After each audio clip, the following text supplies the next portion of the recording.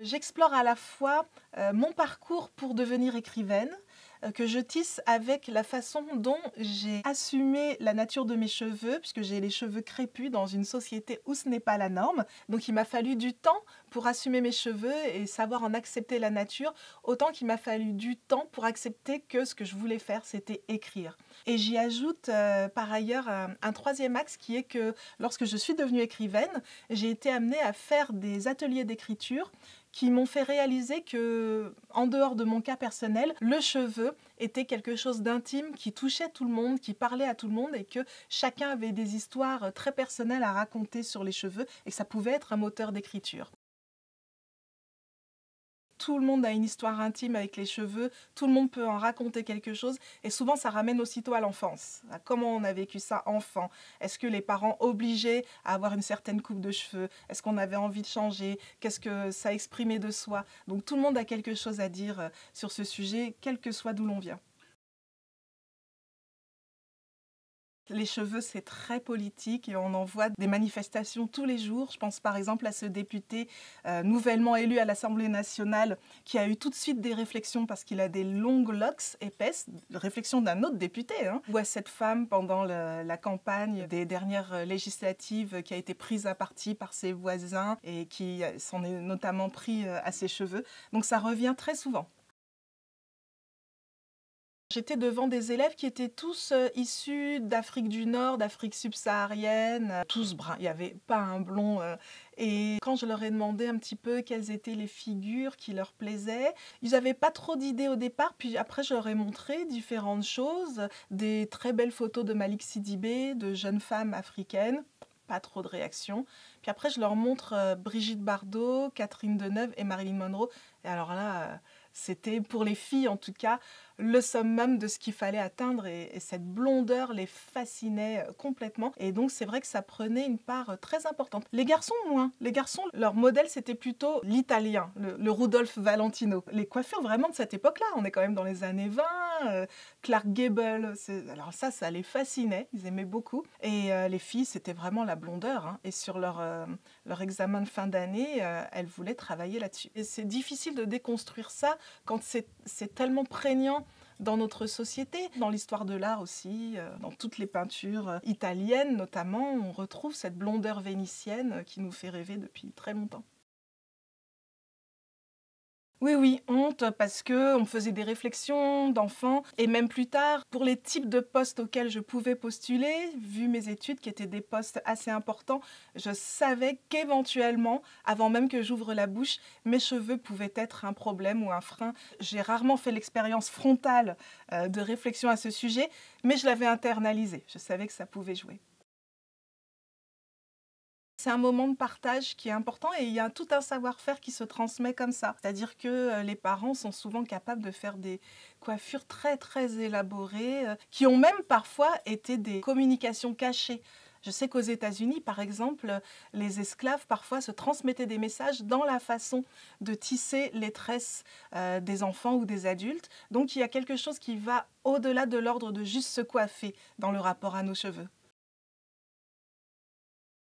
Alors Michael Jackson, c'est un artiste qui m'a accompagnée très tôt. J'avais une dizaine d'années quand je l'ai découvert et c'est vrai que ça a été un choc esthétique, musical, politique aussi d'une certaine manière parce que tout d'un coup il y avait un noir très connu devant les écrans, même à la télévision française, qui suscitait un engouement qui traversait vraiment les générations, les couleurs de peau. Alors aujourd'hui évidemment, malheureusement on ne peut plus penser à lui sans les événements tragiques et problématiques qui ont marqué sa vie, mais dans les années 80 c'était vraiment une figure très importante et ça passait notamment par ses cheveux parce qu'il avait une coiffure qu'on appelait le curly, qui était toute nouvelle à l'époque, que tous les noirs voulaient imiter, et même les blancs. Alors un curly, c'est une façon de défriser les cheveux, c'est-à-dire que jusque-là, les chanteurs, les stars noirs se raidissaient vraiment les cheveux. On peut penser à James Brown, par exemple, qui avait vraiment une permanente, c'était un casque très raide.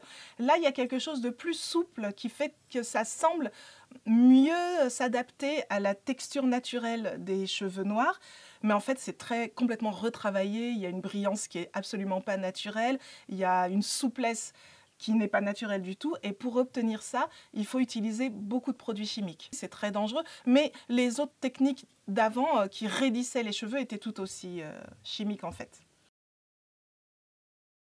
Alors nappy, c'est la contraction de natural et happy, ça veut dire aimer ses cheveux naturels, être heureux avec ses cheveux naturels. C'est un courant qui est vraiment venu des Afro-américaines, des Afro-européennes qui se sont dit il faut vraiment affirmer ça politiquement, un peu comme ça a été le cas dans les années 70 avec les Black Panthers, la coupe afro, où là il y avait des revendications au niveau des droits civiques. Là c'est revenu, pas tant en termes de droits civiques, mais en termes de on doit s'affirmer aussi en tant que femme indépendante qui assume sa nature, qui rejette les produits chimiques et qui n'a pas à se conformer à une norme préétablie sous prétexte que voilà, on vient de l'esclavage et qu'on a toujours été dominé.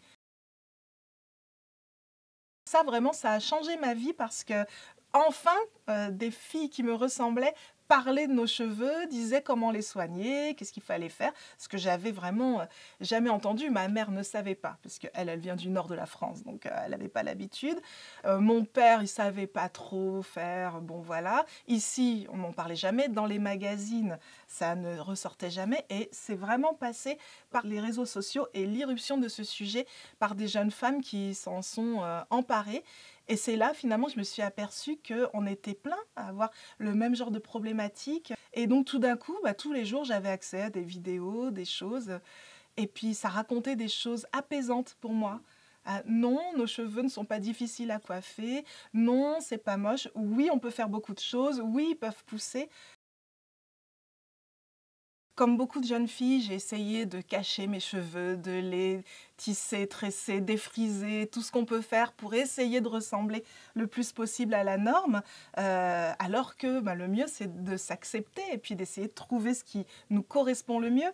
Et l'écriture, c'était un peu la même chose, c'est-à-dire pendant longtemps, j'ai masqué cette envie profonde et insistante pour faire d'autres choses qui correspondaient plus à ce qu'on attendait d'une jeune fille qui fait des longues études. Et donc, il a fallu que j'assume et que j'affirme mon envie d'écrire, en même temps que j'assumais aussi la nature de mes cheveux. Son roman Texaco a été vraiment la source d'inspiration de mon roman Là où les chiens aboient par la queue. Et c'est vrai que le fait qu'il ait reçu le prix Goncourt en 92 a été une sorte de liberté pour moi, parce que tout d'un coup, pour la première fois, ma culture antillaise et ma culture extrêmement hexagonale, institutionnelle, se rejoignaient dans le fait qu'on lui donnait la récompense qui est la plus reconnue, la plus élitiste dans le monde littéraire français, alors que son livre est à peu près à 60% écrit en créole. Donc tout d'un coup, je me disais, mais finalement, c'est possible. Le premier qui me vient à l'esprit, finalement, c'est encore une culture qui n'a rien à voir, ce serait Sei Shonagon, qui était une des premières écrivaines japonaises. Hein. Là, on est vraiment dans le Japon médiéval d'il y a plus d'un millier d'années, et qui, dans ses choses dites, dans ses listes, elle écrivait beaucoup de listes très poétiques, parle souvent des cheveux de manière très raffinée. Alors à travers ce parcours de vie, à travers les cheveux, je voulais transmettre ça, puis aussi un peu une histoire littéraire parallèle, puisque je cite beaucoup d'auteurs qui ne sont pas les auteurs les plus classiquement étudiés. Voilà, aider les générations qui viennent à s'assumer, à savoir que la beauté est partout et très diverse, et voir aussi comment on peut mettre très longtemps, comme moi, à s'émanciper, mais que l'espoir est toujours là.